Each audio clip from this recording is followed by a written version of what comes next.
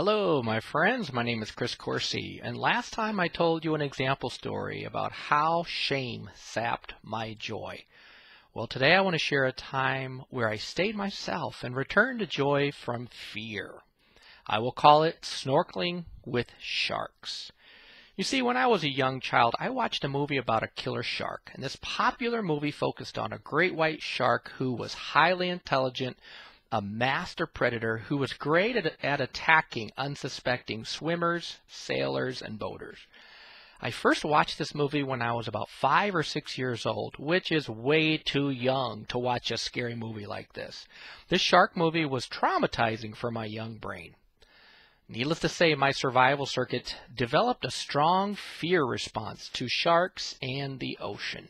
Whenever I go near the ocean, my go-to response is fear that I'm going to be attacked by a killer shark if I swim or even step foot in the ocean.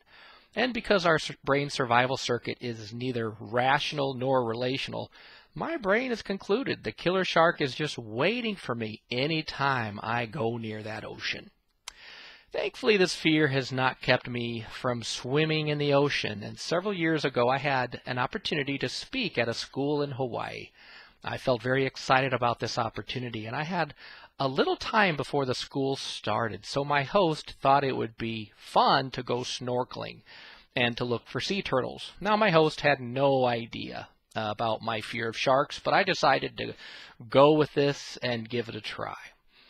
And because I'd never been snorkeling before, it took a little time to prepare and to learn some of the basics. But I was feeling a lot of fear and dread over this adventure because I was convinced the big scary shark was just waiting for me, that I was going to be lunch for that shark.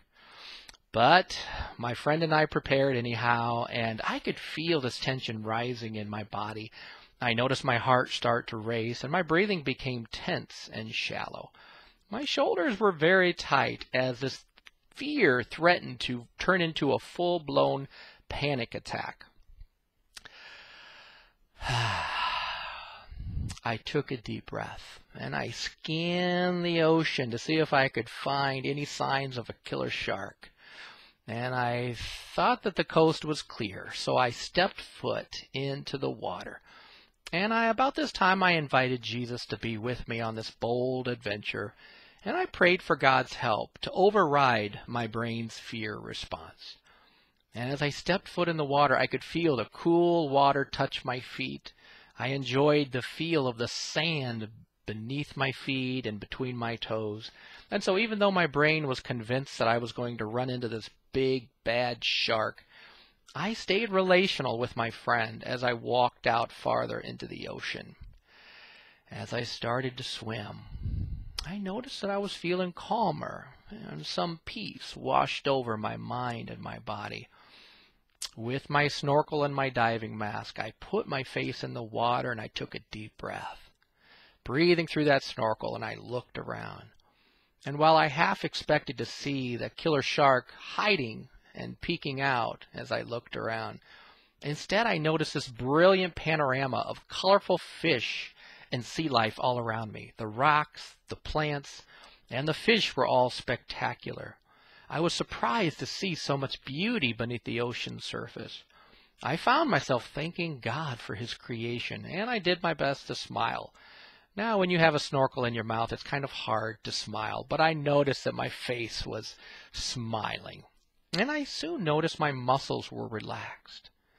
My breathing was steady, and my thoughts were peaceful. I think I was enjoying myself. But about this time, I spotted something big moving nearby, and my body jolted. And there it was. The large sea turtle was slowly swimming by me, and I was struck by how his steady movement and how he just coasted through the water, and it seemed as though he was just minding his own business. And I breathed into the snorkel, and I continued to move around. And so for the next several hours, I enjoyed an incredible time that was meaningful, invigorating, and fun. I noticed the fear dissipate, and I was feeling this profound sense of appreciation for God's beautiful creation.